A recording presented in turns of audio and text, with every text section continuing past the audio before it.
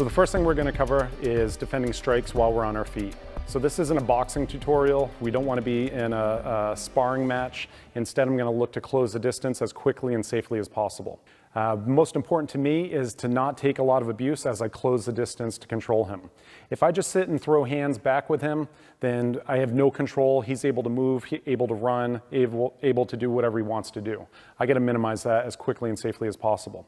So rather than having my fists out to be able to block and need a lot of technique and practice to do so, by covering up my head with my hands, I can minimize a lot of the strikes. You notice if a hand comes around on the side, it stops a lot of that. My shoulder's defending down here, fingers are defending all the sensitive parts. Okay, that's number one. Number two, I want to get my hands to his hands as quickly as possible.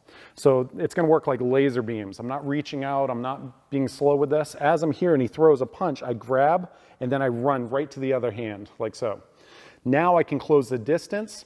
He has to push into me, and which allows me to get closer to him, and now I can grab where we're not going to take a lot of abuse. So once again, he starts throwing.